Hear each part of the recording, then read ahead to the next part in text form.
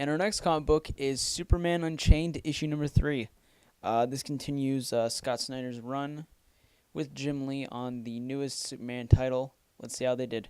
The comic opens in the Utah Desert during November 1938, which is interesting because 1938 was the year of the first appearance of Superman. So I think that's maybe some connections right there.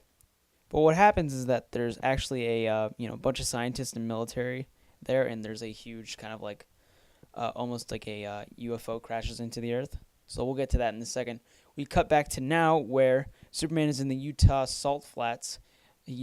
Basically, Wraith has just revealed himself to Superman in front of General Lane just before he was about to get attacked with all those missiles. Superman is essentially wants answers. Of course, General Lane doesn't want to give it to him.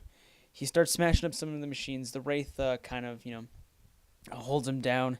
He kicks him all the way from like one point of the salt fields or the salt flats all the way to like a couple miles away. And there's this really cool art by Jim Lee of just you see him grab Superman, kick him, and then we get a shot of a like satellite camera zooming in, and then we see like a map, and all we see is just this line that goes from one part of the screen to the other, and it's just really epic. And then we see Superman, zooming across the screen. So now that Superman is alone with Wraith, essentially Wraith says, we can stop fighting, we're not in front of the general, and Superman wants answers. Meanwhile, in Nova Scotia, Lois Lane is still in the helicopter that has now been disabled by Ascension. She's going down. She has a really smart idea. There's a bunch of conveyor belts, not conveyor belts, like energy lines that are near this kind of cliff. So her idea is we hit the lines, the power goes down, they send a team to go and fix that, and then the team will find us, essentially. So, will she make it out of the crash? Will her plan be successful? I'm definitely not going to reveal that to you. The next page is, basically the Wraith's kind of origin story. He did his sort of landing kind of mirrors, Superman's own landing. He came in kind of like this pod, and he was found by the government. Superman wasn't found by the government, of course. But Superman goes to the Wraith's hideout, or his home, essentially. And that's when General Lane starts, giving him answers, that, he was essentially a product of the U.S. government. He used to help the troops back in, ever since, I think, maybe the First World War. I think even ever since 1938. But all the way up to the day, he's been assisting, U.S. troops and, U.S. government. And General Lane tells Superman that he finds him kind of a disappointment because, he thought he was going to turn out like Wraith, another soldier for the U.S. government to, essentially recruit.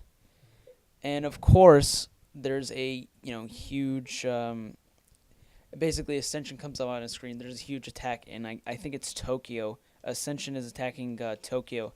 So Wraith and Superman spring into action. They go to Tokyo.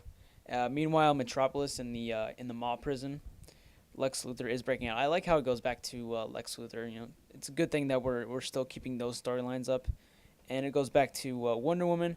I'm not going to tell you that because you need to figure it out yourself. But I will tell you one thing about how Wonder Woman, how Lois Lane's kind of separate storyline ends. It ends very interestingly. Definitely not what I expected. It's gonna be interesting to see what happens next. And of course, Wraith and Superman enter to Tokyo, and they essentially that's where the comic ends. Next issue is gonna be them defending Tokyo from Ascension. They've taken over these new XR-18 drones, so they're doing that. And of course, the backup by Dustin Nguyen, still being written by Scott Snyder. All great. I feel like they should have Dustin Nguyen should have more pages. He only gets like 2 pages for the backup story, which kind of pisses me off because he's a really good artist and they should utilize him more. I keep on saying this for every single issue I do, but I honestly I think I'm just gonna have to accept it. But still, the backup was good. It definitely seems like they gave Lex Luthor more screen time, or time in the book, so that's great. I really like this issue actually. Yeah, everything is still solid. I'm gonna give this issue a 5 out of 5. I'm really enjoying this new Superman title. I think they have the right people working on it. Scott Snyder with his awesome, amazing storytelling, dialogue. Obviously, I like how he does the history of this new character, Wraith. How he's been there from 1938, and how he's kind of like a government sanctioned Superman, if you will. And of course, Jim Lee, fantastic artist. He is one of my favorite artists, and he definitely puts his all in this title. Also, quick note: does Wraith kind of look like New 52 Reverse Flash? It kind of looks similar. Leave in the comments and let me know if you see little similarities. But I think so. I think there's a lot of similarities, especially the kind of aura of lightning and the kind of texture of the character. But I don't know. Let me know in the comments.